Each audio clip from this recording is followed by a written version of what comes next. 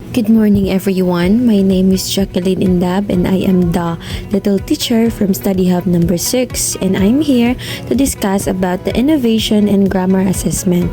I'm going to discuss the first part, but first I'm going to ask you, what is innovation?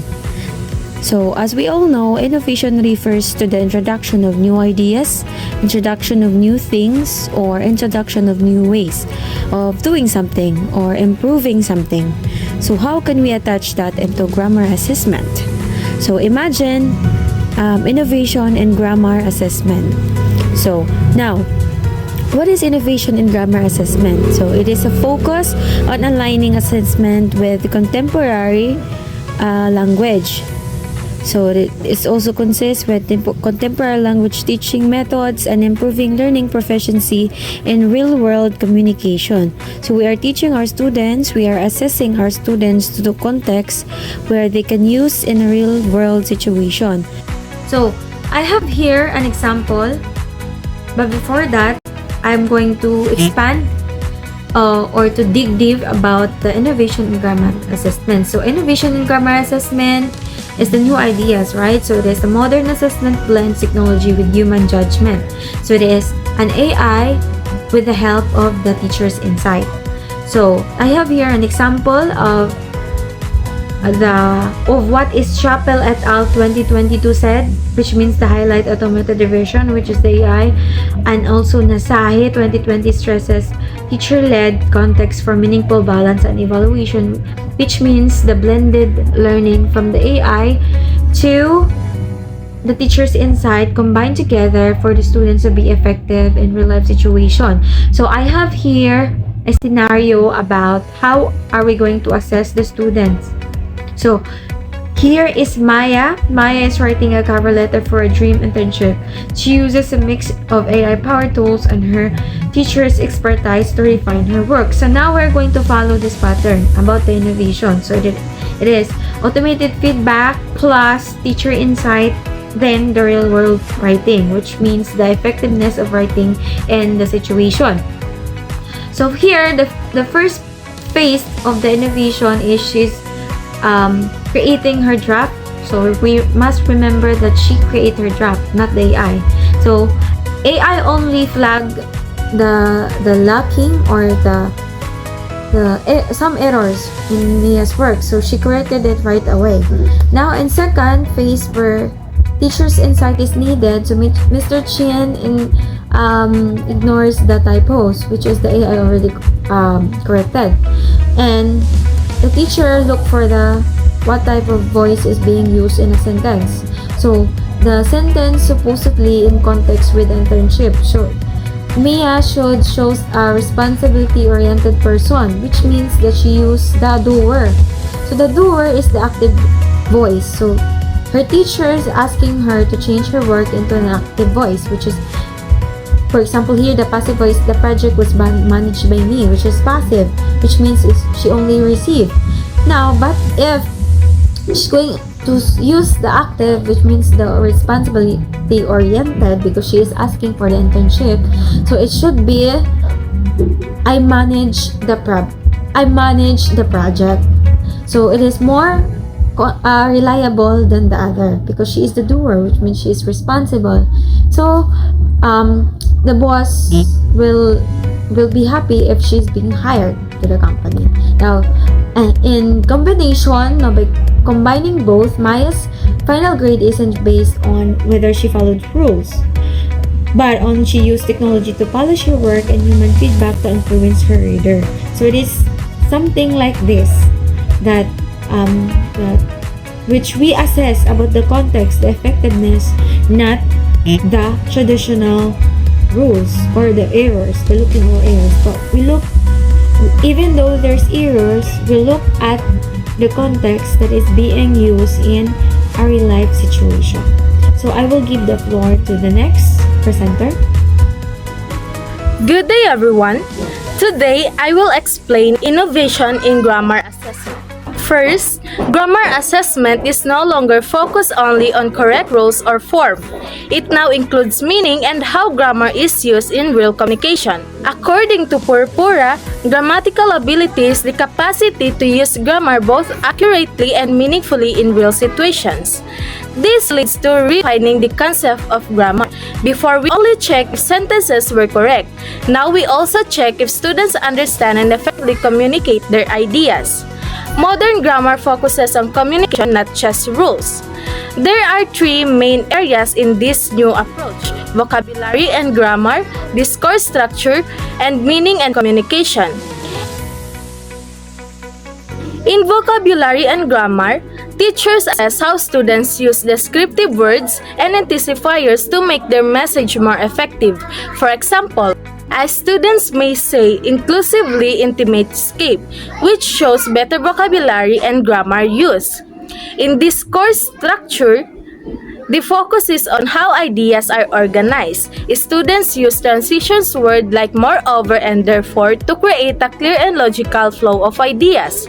For example, in writing a persuasive letter, students use grammar to build arguments, present opposing views, and lead to a strong conclusion. This shows that grammar helps in organizing thoughts and making communication more effective. In conclusion, innovation in grammar assessment shifts from simply checking rules to evaluating how students use grammar to express meaning, organize ideas, and communicate effectively. So that's all for today, and thank you. Good day everyone, good day Coach Jude. I am Ludoke Portavis from BSED English 2B. Now, let's move forward as I continue discussing the topic, which is the innovation in grammar assessment.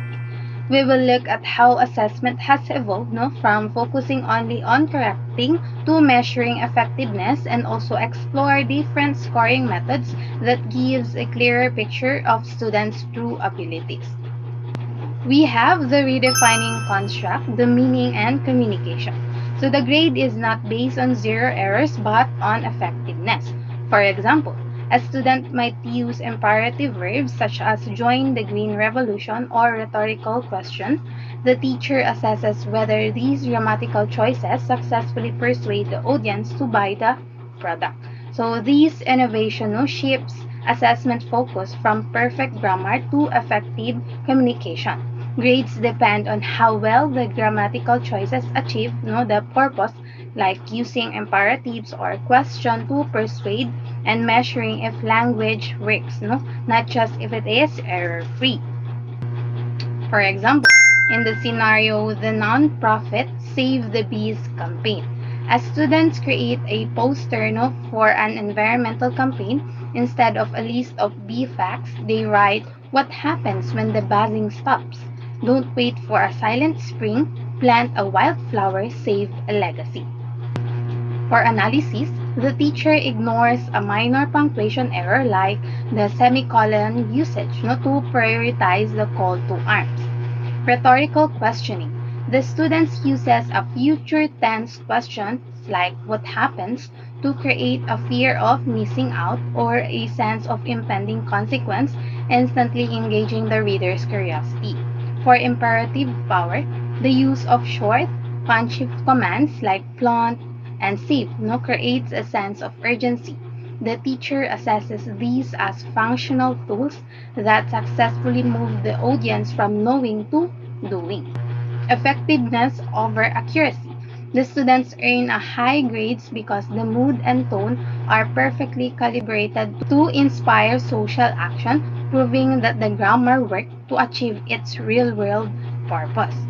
So in this example, assessment focuses on communication purpose rather than perfect accuracy. Minor errors are overlooked because the students effectively use rhetorical questions and imperative verbs to persuade and inspire the action. Grading is based on how grammar functions as a tool to achieve the intended message and the real-world impact. We have also the partial scoring. It is one of the grading processes with which you can award points to learners for selecting more than one correct answer. Partial scoring is not a complete solution. It is one step in the long hope for development of the interlanguage sensitive approach to assessment, according to Larson, Freeman, and Long in the year 1991. So when we say partial scoring, it gives points for multiple correct responses. Recognizing that language use has various acceptable forms, it is part of developing assessment that respects the learners or students developing interlanguage, though it is only one step toward this goal. Under partial scoring, we have the dichotomous scoring. The candidate must match everything correctly in order to get the max score allocated to the question and not score 0. Scoring dichotomously underestimates some students' true abilities, and it makes impossible for some students to receive feedback appropriate to their developmental level. So the dichotomous scoring follows an all or nothing system. Only perfect answers get full points, otherwise it is 0. So these methods often fails to reflect actual ability and limits the kind of constructive feedback to students need based on their learning stage. We have also the polytomous scoring. It gives the candidate a partial score if answer is partially correct. It has been proposed that scoring grammatical items polytonously would yield information about learners who have an intermediary knowledge of grammar, rather than their being treated as if they have no knowledge and all, according to Purpura 2016. So the polytomous scoring awards points even for partially correct answer. These methods help us recognize intermediate levels of grammar knowledge, so students are not judged as knowing nothing just because they have not mastered everything yet. For example, giving students only all or nothing points isn't fair. If they get most of it right but make one tiny mistake, they get a 0, which doesn't show what they actually know or help them improve. This statement highlights the limitation of all or nothing scoring. Penalizing learners with 0 for minor errors fails to reflect their actual understanding and does not provide useful guidance for their growth. This is why innovative scoring methods like partial or polytomous scoring are important in modern grammar assessment. Another example, imagine a matching test with 10 dates and 10 historical events. The all or nothing way, or the dichotomous, student A matches 9 out of 10 correctly. Because they miss 1, the computer gives them a 0 over 10. The teacher tells them, "You failed." So the students think they know nothing about history. So this example clearly shows that problem with dichotomous scoring. Even though the students got almost everything right, one mistake results in a 0 score. These methods does not reflect actual learning and can even discourage students by giving them a false idea of their abilities. Now turn the floor over to my co-member who will present the next part. A pleasant day, everyone. I am Irene May Obarong from Visit English 2B. Now, let's read this statement. Giving students only all or nothing points is unfair. If they get most of it right, but make one tiny mistake, they get a 0, which doesn't show what they actually know or help them improve. This simply means that grading should not be an all pass or fail system. Instead of giving 0 points for minor errors, students should earn partial credit for the parts they did correctly, so the grade truly reflects their knowledge and encourages learning. Now, let's move forward to talk about the all or nothing way, or dichotomous. This means that grading an entire task was wrong just because of one small error is misleading. It makes students feel they understand nothing even though they actually mastered most of the material. We also have the partial credit way, or the polytomous. Well, this means that they are awarding points for every correct part. This method gives an accurate score and specific feedback, showing exactly what the student knows and what needs improvement. And now, let us know what is a partial scoring technique is. This means that we are grading different criteria separately. This makes scoring fairer and clearer, allowing students to earn points for what they did well while identifying exactly what needs improvement. Take a look at this example. And that would be all. Thank you. Good morning, everyone. I am Teacher Evanil B. Paway. Today, we will discuss the social dimension and language assessment. We cannot judge writing only by strict grammar rules. We must look at the whole pictures. Here are the 4 important factors that we need to consider. First, cultural background. Different cultures have different styles. For instance, Amir wrote a long introduction about his grandfather's garden before the main topic. A strict teacher might think it is off topic, but actually, this is just his cultural way of storytelling. Second, we have language diversity. Students often mix languages or use words from their home culture, like Lola or Spanish phrases. This is called translanguaging. It is not a mistake, and it shows they are using their full ability to communicate naturally and effectively. Third, we have educational context. We must only test what has been taught. If the student hasn't learned a specific grammar rule yet, like must dance instead of must to dance, it is unfair to mark it wrong. Assessment should match the lesson. Fourth, finally, we have learner proficiency level. We adjust our expectation for beginners like Kenji. Simple sentences like people happy are good because the meaning is clear. For advanced students, we expect more detail and accuracy. To conclude, language assessment should be fair and flexible. We need to understand who the learner is, where they came from, and what they have learned so we can help them improve correctly. And that's it for this discussion. I hope you learned something.